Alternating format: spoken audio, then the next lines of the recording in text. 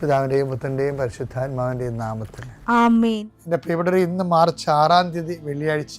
അമ്മേ പരിശുദ്ധ അമ്മേ, അമ്മേ പരിശുദ്ധമേ, ദൈവമാതാവേ, കൃപാസനത്തിലൂടെ ഞങ്ങൾക്കും ഞങ്ങളുടെ ദേശത്തിനും അമ്മ മധ്യസ്ഥം തേടി തന്ന എല്ലാ അനുഗ്രഹങ്ങൾക്കും കൃപകൾക്കും ഞങ്ങളിപ്പോൾ ഹൃദയം നിറഞ്ഞ നന്ദി പറയുന്നു.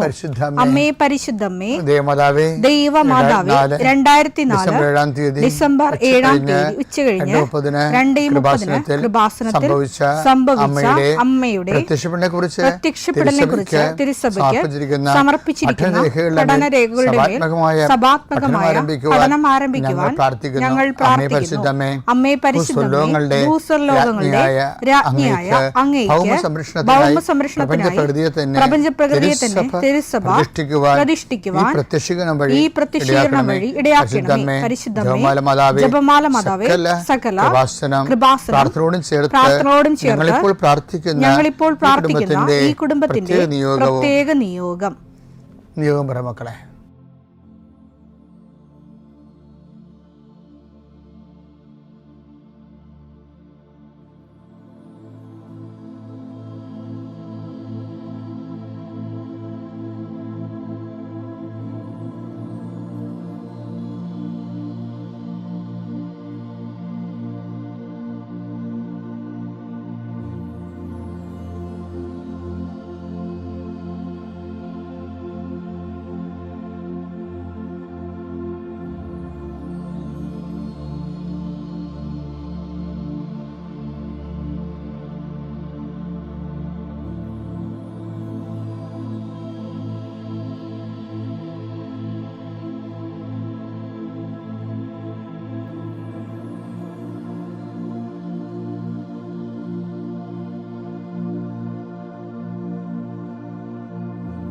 അമ്മയുടെ പ്രത്യക്ഷീകരണത്തിന്റെ ഈ അനുഗ്രഹവേളയിൽ ഞങ്ങൾക്ക് സാധിച്ചു തരുവാൻ കനിയണമേ. ആമേൻ. വിശ്വാസ പ്രമാണം.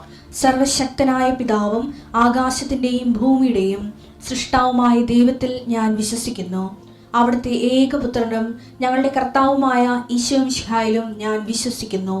ഈ പുത്രൻ പരിശുദ്ധാത്മാവിനാൽ ഗർഭസ്ഥനായി കന്യകാമറിയത്തിൽ നിന്ന് പിറന്ന് പൊന്തിയോസ് പീലാത്തോസിന്റെ കാലത്ത് പീഡകൾ സഹിച്ച് കുരിശിൽ തറയ്ക്കപ്പെട്ട് മരിച്ച് അടക്കപ്പെട്ട് പാതാളങ്ങളിൽ ഇറങ്ങി മരിച്ചവരുടെ ഇടയിൽ നിന്ന് 3-ാം നാൾ ഉയർത്ത് സ്വർഗത്തിലേക്ക് എഴുന്നള്ളി സർവശക്തിയുള്ള പിതാവായ ദൈവത്തിന്റെ വലതുഭാഗത്തിരിക്കുന്നു. അവിടെ നിന്ന് ജീവിക്കുന്നവരെയും മരിച്ചവരെയും വിധിക്കുവാൻ വരുമെന്നും ഞാൻ വിശ്വസിക്കുന്നു. പരിശുദ്ധാത്മാവിലും ഞാൻ വിശ്വസിക്കുന്നു. വിശുദ്ധ കത്തോലിക്കാ സഭയിലും പുണ്യവാന്മാരുടെ ഐക്യത്തിലും പാപങ്ങളുടെ മോചനത്തിലും ശരീരത്തിന്റെ ഉയർപ്പിലും നിത്യമായ ജീവിതത്തിലും ഞാൻ വിശ്വസിക്കുന്നു. ആമേൻ. സുഖസ്ഥനായ ഞങ്ങളുടെ പിതാവേ, അങ്ങയുടെ നാമം പൂജിതമാകണമേ. അങ്ങയുടെ രാജ്യം വരണമേ. അങ്ങയുടെ തിരുമനസ് സ്വർഗത്തിലെ പോലെ ഭൂമിയിലും ആകണമേ.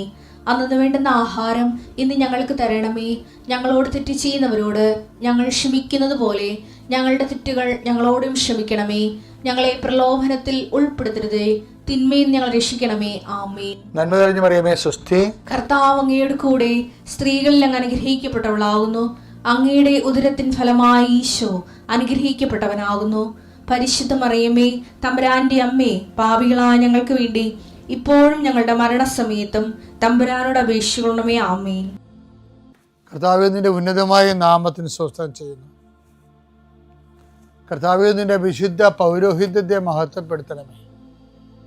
കർത്താവേ, സഭയിലുള്ള സാന്നിധ്യം പ്രകടമാക്കണമേ. കഴിഞ്ഞ ദിവസങ്ങളിൽ ഒരു മോള് പറഞ്ഞു സാക്ഷ്യം പറയുമ്പോൾ അച്ഛൻ്റെ പ്രാർത്ഥന കൂടാതെ ഞങ്ങൾ പുറത്തിറങ്ങാറില്ലെന്ന്. അപ്പം അങ്ങനെ ആയിരക്കണക്കിന് മനുഷ്യരല്ലേ ഈ പ്രാർത്ഥന കേൾക്കുന്നത്. ഞാൻ അവരെല്ലാം ഇപ്പോൾ സമയത്ത് ഓർക്കുകയാണ്. ഈ പ്രാർത്ഥന കാത്തിരുന്ന് ശിരസമിച്ച് ഈ ആശീർവാദം സ്വീകരിച്ചുകൊണ്ട് കർത്താവിൻ്റെ നാമത്തിൽ നീ പോകുന്നിടത്തെല്ലാം I will come with you wherever you go.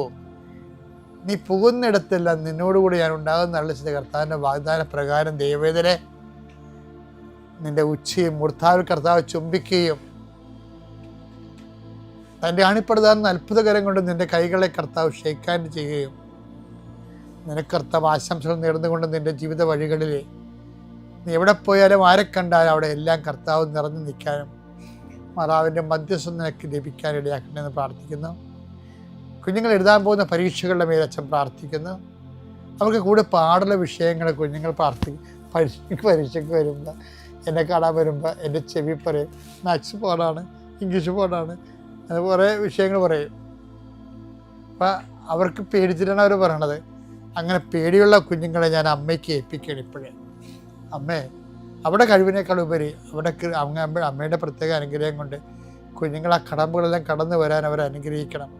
എന്തെല്ലാം പരീക്ഷകൾ, എന്തെല്ലാം ഇൻ്റർവ്യൂകൾ, എന്തെല്ലാം അഭിമുഖങ്ങളെല്ലാം നടക്കുമ്പോൾ അതിനെല്ലാം നീ പറയേണ്ട കാര്യങ്ങൾ എന്ത് പറയുമെന്ന് ഓർത്ത് മുൻകൂട്ടി ആലോചിച്ചു അത് ഉത്കണ്ഠപ്പെടേണ്ട. നീ പറയേണ്ടത് എന്താണെന്ന് ആ സമയത്ത് അറിവ് നൽകുന്നവർ എത്ര ഇൻ്റർവ്യൂ ആണ് കർത്താവേ. ഒന്നും ചോദിക്കാതെ വിടുകയും അതേസമയം ജോലി കൊടുക്കുകയും ചോദിക്കുമെന്ന് ഓർത്ത് ഭയപ്പെട്ട ചോദ്യത്തെ ചോദ്യകർത്താവ് വിഴുങ്ങിക്കളയുകയും നിന്നെ രക്ഷിക്കുകയും ചെയ്യുന്ന നിൻ്റെ ദൈവത്തിൻ്റെ സാന്നിധ്യം നിൻ്റെ കൂടെ ഉണ്ടാവട്ടെ. കർത്താവേ, വലിയ യാത്ര പോകുന്നവരെ ആശീർവദിക്കുന്ന ഈശോയെ, അവർ കയറുന്ന വിമാനം, ഇപ്പം നടക്കുന്ന യുദ്ധങ്ങൾ എത്രയും വേഗം അവസാനിച്ച് ലോകം സമാധാനപൂർണ്ണമാക്കണം കർത്താവ്. യുദ്ധം ചെയ്യുന്നവരറിയുന്നില്ല. എത്രയോ മനുഷ്യരുടെ യാത്ര മുടങ്ങി, എത്രയോ മനുഷ്യർ ജീവിതം തീർന്നു, എത്രയോ മനുഷ്യർ ഇനി ഒരു കാലത്തും പൊങ്ങി വരാത്ത രീതിയിൽ അവരുടെ ബിസിനസ് തകർന്നു,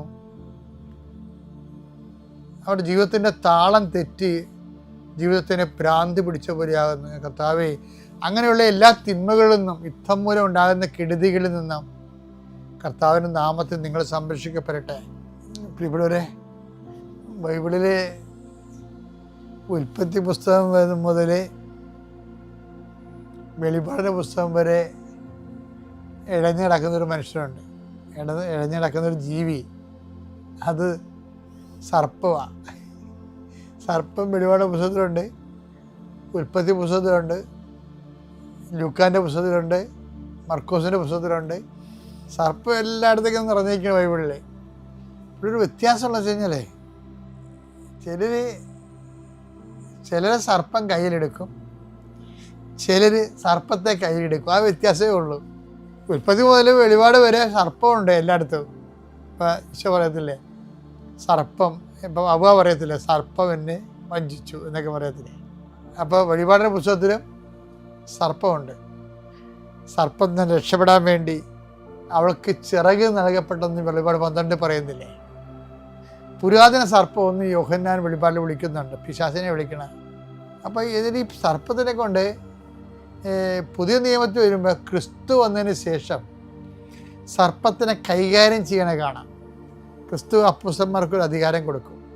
അവർ എന്താണ്, ഇതാ സർപ്പങ്ങളുടെയും തേളുകളുടെയും, ലൂക്ക 10:19, ഇതാ പാമ്പുകളുടെയും സർപ്പങ്ങളുടെയും തേളുകളുടെയും ശത്രുവിന്റെ സകല ശക്തികളുടെയും മീതെ ചവിട്ടി നടക്കാൻ നിങ്ങൾക്ക് ഞാൻ അധികാരം തന്നിരിക്കുന്നു, ഒന്നും നിങ്ങളെ ഉപദ്രവിക്കുകയില്ല. ഇനി മർക്കോസിന്റെ 16:18 വരുമ്പോഴും സർപ്പമുണ്ട്. മർക്കോസ് 16:18, അവർ സർപ്പങ്ങളെ കയ്യിലെടുക്കും മാരകമായ എന്ത് കുടിച്ചാലും അത് അവരെ ഉപദ്രവിക്കുകയില്ല. അപ്പൊ സർപ്പം കയ്യിലെടുത്തവരുമുണ്ട്, സർപ്പത്തെ കയ്യിലെടുത്തവരുമുണ്ട്, അല്ലേ? ഹവ്വാനെ സർപ്പം പറ്റിച്ച് കയ്യിലെടുത്തു, പിശാച് മനുഷ്യനെ കയ്യിലെടുത്തും. അതുപോലെ തന്നെ സർപ്പത്തെ കൈകാര്യം ചെയ്ത ആൾക്കാരുണ്ട്. അതന്നെ അതിന് ആത്മീയ അധികാരം വേണമെന്നാണ് ഈശോ ലൂക്ക 10:9 പറയണം. സർപ്പങ്ങളുടെയും തേളുകളുടെയും ശത്രുവിൻ്റെ സത്യവും ചവിട്ടി നടക്കാൻ ഞാൻ നിനക്ക് അധികാരം തരുന്നു. കർത്താവിനോടുള്ള വിശ്വാസം വർദ്ധിച്ചു വരുമ്പോൾ നമുക്ക് അനുഗ്രഹത്തിൽ നിന്ന്, അഭിഷേകത്തിൽ നിന്ന് അധികാരത്തിലേക്ക് നമ്മൾ പടിപടിയായിട്ട് വളരും. അപ്പോൾ അത് സ്പിരിച്വൽ സെൻസാണ്. ഇപ്പോൾ സർപ്പം പോലെ ഇരിക്കണ, ഇപ്പോൾ സർപ്പത്തിൻ്റെ സ്വഭാവം എന്താ? വിളിക്കണത് ഒന്നെങ്കിൽ ആൾക്കാരെ കൊത്താൻ, അല്ലെങ്കിൽ ഇര പിടിക്കാൻ. ഇപ്പോൾ ചില അങ്ങനെയുള്ള സ്വഭാവമുള്ള മനുഷ്യരില്ലേ, അവരെ 10 പൈസ ഒപ്പിക്കാൻ വേണ്ടിയാണ് അവർ എന്ത് നീചമായ കാര്യങ്ങളും ചെയ്യണവരുണ്ട്. വിളിക്കണത് ഒന്നെങ്കിൽ ആൾക്കാരെ കൊത്താൻ, നശിപ്പിക്കാൻ, അല്ലെങ്കിൽ ഇര പിടിക്കാൻ. 2 കാര്യവും സർപ്പത്തിന് അറിയത്തുള്ളൂ. അപ്പോൾ ഇങ്ങനെയുള്ള ആൾക്കാരെ നമ്മൾ നമ്മുടെ കമ്പനികളിലും സ്കൂളിലും എല്ലായിടത്തും നമുക്കിങ്ങനെയൊക്കെയുള്ള ഈ സ്വഭാവമുള്ള ആൾക്കാരെ കണ്ടെത്താൻ കഴിയും. അവരൊക്കെ പാരയും സൂചിയും ഒക്കെ വെക്കും പലതരത്തിൽ. അവർക്കത് അറിയത്തുള്ളൂ, അതാണ് വിഷയം. പക്ഷെ നമ്മളെ ഇതിനെ അതിജീവിക്കണം എന്നുണ്ടെങ്കിൽ ചില ഗ്രൂപ്പുകൾ ഉണ്ടാക്കും, അവർക്കെതിരെ ഒരു ഗ്രൂപ്പ് ഉണ്ടാക്കി വെക്കും, ചില കേസുകളൊക്കെ ഉണ്ടാക്കും. പക്ഷേ ഏറ്റവും നല്ലൊരു മാർഗം എന്ന് പറഞ്ഞാൽ എപ്പോഴും ദൈവത്തിനെ ഈ വിഷയത്തിൽ അഡ്രസ്സ് ചെയ്യിപ്പിക്കുകയാണ്, അഭിസംബോധന ചെയ്യിപ്പിക്കുക. അതിനെന്ത് ചെയ്യണം? കർത്താവിൻ്റെ നമ്മുടെ ആത്മീയ അധികാരം വർദ്ധിക്കണം. ആധ്യാത്മിക അധികാരം എന്ന് പറയുമ്പോൾ മരണം, അർത്ഥവത്തായിട്ട് കർത്താവിൻ്റെ മരണം പ്രഖ്യാപിച്ചു, ഉയർപ്പ് വിശ്വസിച്ചു, വിശ്വാസം പ്രവൃത്തിയാൽ നീതീകരിക്കപ്പെട്ടു, പിന്നെ എന്താ വരവ് പ്രത്യാശിച്ചു. അങ്ങനെ വിശ്വാസ ദിവരഹസ്യങ്ങളെ ജീവിക്കാൻ തുടങ്ങുമ്പോഴാണ് നമുക്ക് അധികാരം വർദ്ധിക്കുന്നത്. ക്രിസ്തു നമ്മൾ ജീവിക്കാൻ തുടങ്ങുന്നത്. അധികാരം വർദ്ധിക്കണമെന്ന് നമുക്ക് അറിയുന്ന അധികാരം തരികയല്ല, ഒരു സർട്ടിഫിക്കറ്റ് തരികയല്ല, മറിച്ച് ഒരു അപ്പോയിൻമെൻറ്റും അല്ലത്. മറിച്ച് ക്രിസ്തുവിൽ ജീവിക്കുമ്പോൾ ക്രിസ്തു നമ്മൾ ജീവിച്ചുകൊണ്ട് നമ്മൾ അഭിമുഖീകരിക്കുന്ന വിഷയങ്ങൾ അഭിമുഖീകരിക്കുമ്പോഴാണ് അത് ഈശോ പറയണത്, ഞാനല്ല എൻ്റെ പിതാവാണ് എന്നിൽ പ്രവർത്തിച്ച് എന്നെ വസിച്ചുകൊണ്ട് അവൻ്റെ പ്രവൃത്തികൾ ചെയ്യുന്നത് നമ്മൾ കഴിഞ്ഞ ദിവസം കണ്ടില്ലേ. അങ്ങനെ വരും. അപ്പോൾ എപ്പോഴും ഇങ്ങനെ ഒരു അനുഗ്രഹ ലെവലിൽ നിന്ന് മാറി അഭിഷേക ലെവലിൽ വന്നു, അതിനേക്കാൾ ഉയർന്ന് അധികാര ലെവലിലേക്ക് വരണം. സർപ്പങ്ങളെ കീഴടക്കാൻ അതാണ് മാർഗം. അപ്പോൾ നോൻപ് കാലം പറ്റിയൊരു കാലമാണ്.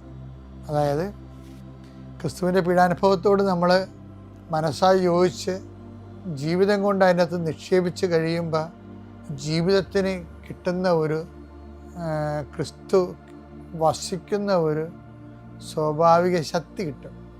അപ്പോൾ പലരും സാക്ഷ്യം പറയുമ്പോൾ എന്താ പറയണത്, എൻ്റെ ഉള്ളിൽ നിന്നുകൊണ്ട് കർത്താവ് പറഞ്ഞു, അല്ലെങ്കിൽ സഞ്ചാരി മാതാവ് പറഞ്ഞു എന്ന് പറയും. അപ്പോൾ ആ സിറ്റുവേഷനെ ഹാൻഡിൽ ചെയ്യണവർ അവരൊറ്റക്കായിരിക്കും, വേറെ രാജ്യത്തായിരിക്കും, പക്ഷേ ദൈവം അവരുടെ കൂടെ ഉണ്ട്. ആ സിറ്റുവേഷൻ അവർ അധികാരത്തോടെ തന്നെ കൈകാര്യം ചെയ്യും. ഉടമ്പടി പോലെ മനുഷ്യൻ്റെ അധികാരം വർദ്ധിപ്പിക്കാൻ നല്ലത് ദൈവം വസിക്കുന്ന ഒരു വ്യക്തിയാക്കി മാറ്റാൻ ഏറ്റവും മാതൃകയായിട്ടുള്ളൊരു ദൈവിക പദ്ധതി തന്നെ ഉടമ്പടി. ഇനി ഉടമ്പടിയിലാണെങ്കിൽ അനുഗ്രഹത്തിന് തലം വിട്ട് അഭിഷേകതലം വിട്ട് അധികാരത്തിലേക്ക് പ്രവേശിക്കാൻ വേണ്ടി നിന്റെ ജീവിതം പുനഃക്രമീകരിക്കാൻ ദൈവം സഹായിക്കട്ടെ. പിതാവിൻ്റെയും പുത്രൻ്റെയും പരിശുദ്ധാത്മാവിൻ്റെയും നാമത്തിൽ.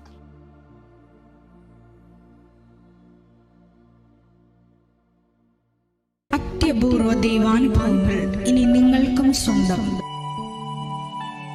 ഈ യൂട്യൂബ് ചാനൽ ഇതുവരെ സബ്സ്ക്രൈബ് ചെയ്തിട്ടില്ലെങ്കിൽ ഇപ്പോൾ തന്നെ സബ്സ്ക്രൈബ് ചെയ്യുക. ഈ വീഡിയോ ഇപ്പോൾ തന്നെ നിങ്ങളുടെ സുഹൃത്തുക്കൾക്ക് ഷെയർ ചെയ്തുകൊണ്ട് കർത്താവിൻ്റെ പ്രേക്ഷിതരാകുക.